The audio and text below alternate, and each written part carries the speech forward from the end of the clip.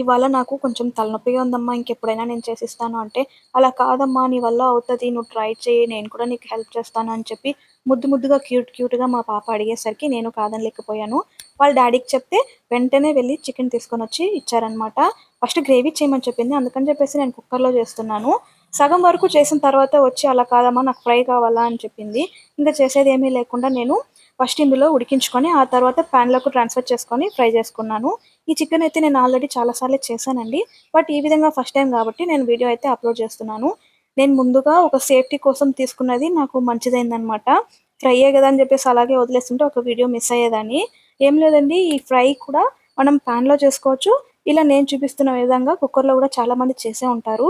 కుక్కర్‌లో ఆయిల్ వేసుకొని అందులో ఆనియన్, టమాటో మనం చిన్న చిన్న పీసెస్‌గా కట్ చేసుకున్న చికెను, అలాగే రుచికి సరిపడ్డ సాల్ట్, కారము, పసుపు, జింజర్ గార్లిక్ పేస్ట్ వీటన్నింటిని వేసి పచ్చి వాసన పోయేంత వరకు బాగా ఫ్రై చేసుకోవాలండి. ఆ తర్వాత మనకు చికెన్ ఉడకడానికి కావాల్సినంత వాటర్ అయితే కొద్దిగానే ఏసుకోండి. ఎందుకంటే మన చికెన్‌లోంచి కొంచెం వాటర్ అనేది రిలీజ్ అవుతది. నా కుక్కర్ అయితే విజిల్ సరిగ్గా రాదు కాబట్టి నేను 6 విజిల్ అయితే పెట్టుకున్నాను. మీది మంచి కుక్కర్ అయితే మీరు ఒక 3 విజిల్స్ వరకు పెట్టేసుకుంటే తొందరగానే ఉడికిపోతుంది చికెన్ అనేది. సో, ఇలా విజిల్ వచ్చిన తర్వాత మనకు చికెన్ అయితే బాగా ఉడికిపోయి ఉంటుంది. ఇంకా అందులో వాటర్ అనేది ఉంటుంది కాబట్టి దాన్ని మనం ఒక పాన్‌లోకి ట్రాన్స్‌ఫర్ చేసుకొని ఆ వాటర్ అంతా డ్రై అయ్యేంత వరకు మనం ఫ్రై చేసుకోవాలనమాట. ఇందులో మీకు కావాలంటే కొంచెం గరం మసాలా, చికెన్ ఫ్రై మసాలా కూడా యాడ్ చేసుకోవచ్చు. నేను ఏది వేయడం లేదండి. ఫైనల్‌గా కొత్తిమీరతో మీరు ఫినిష్ చేసుకున్నారంటే టేస్ట్ అయితే అద్దిరిపోతుందనమాట. మీకు ఈ వీడియో నచ్చిందంటే లైక్ చేసి ఛానల్‌ని తప్పకుండా సబ్స్క్రైబ్ చేసుకోండి.